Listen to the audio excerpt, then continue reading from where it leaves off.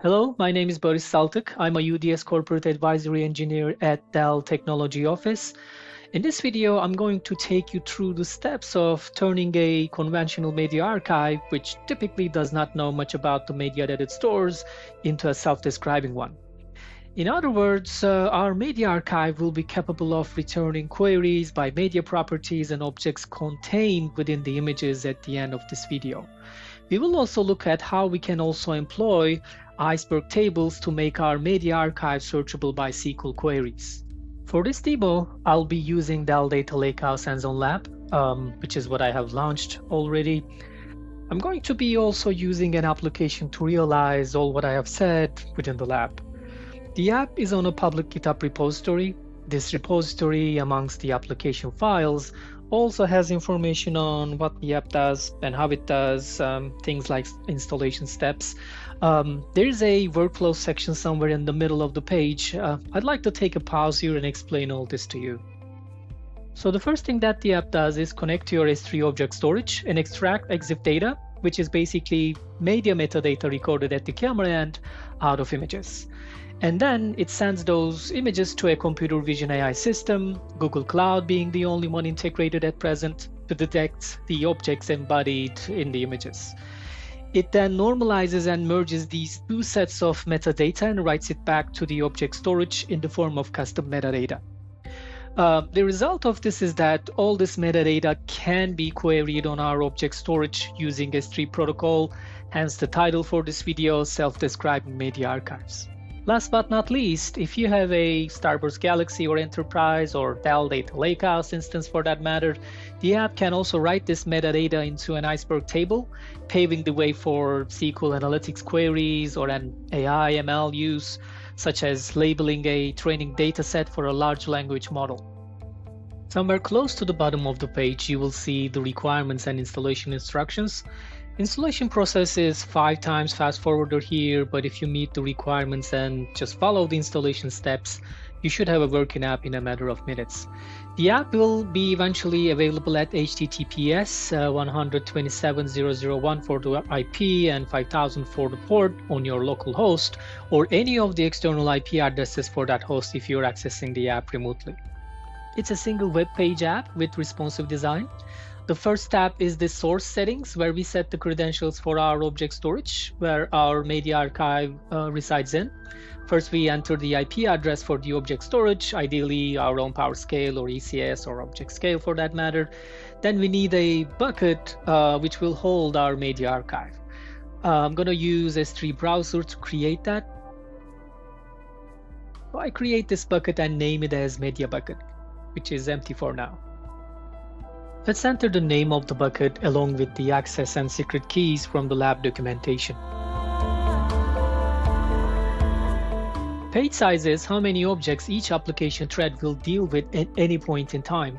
This is to control the impact of the application to the environment, including the local host.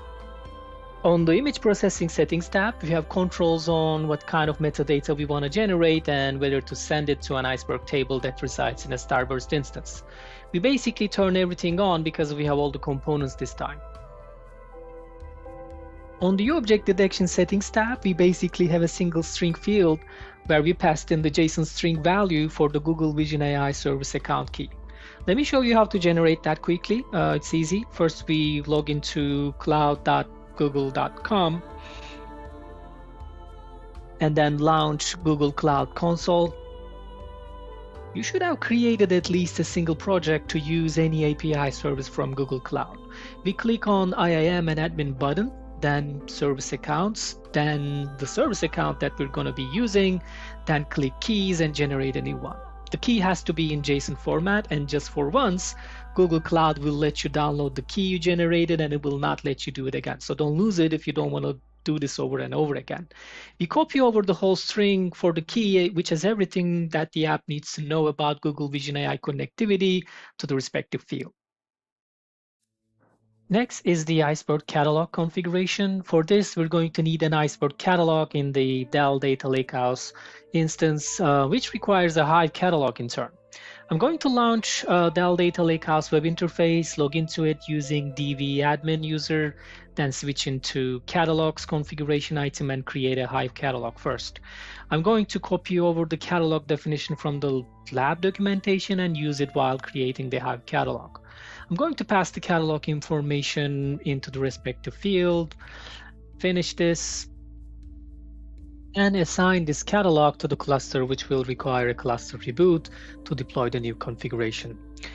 We'll need to give it a little bit of time, and we're going to do the same thing for the Iceberg catalog, which is what we essentially need. Now that it's done, we have an Iceberg catalog ready. We can return to the app and complete entering Iceberg settings values. They're all populated in my case, so I don't have to bother typing them in.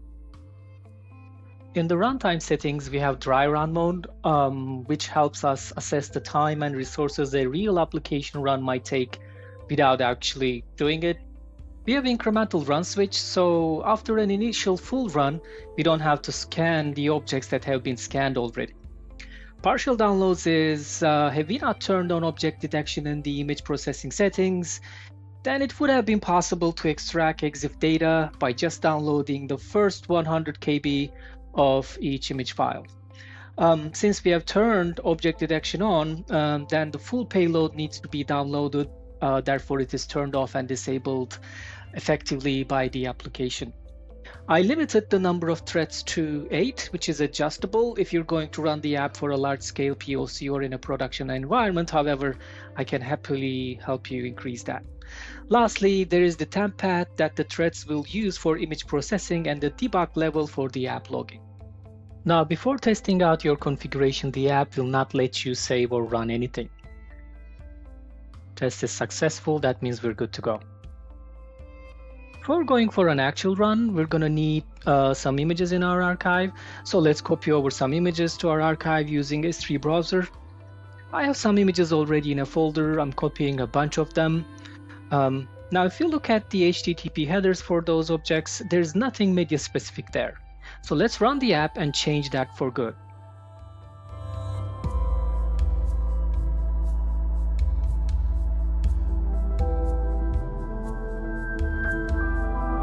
Now that the run has completed successfully, it is time to see some outcomes now. Let's bring up the S3 browser again. Now we can see some actual metadata about images, such as location information and human readable addresses, for example. One of the things that the app does is translate coordinate information into human readable addresses, humanizing the coordinates, if you will. We see things like camera vendor and model, as well as labels for objects contained within the images. All this means is that if you send a media query over S3 protocol with a certain criteria, our object storage system, whether it be PowerScale or ObjectScale or ECS for that matter, it is now capable of returning those queries, hence the title for this demo, Self-Describing Media Archives.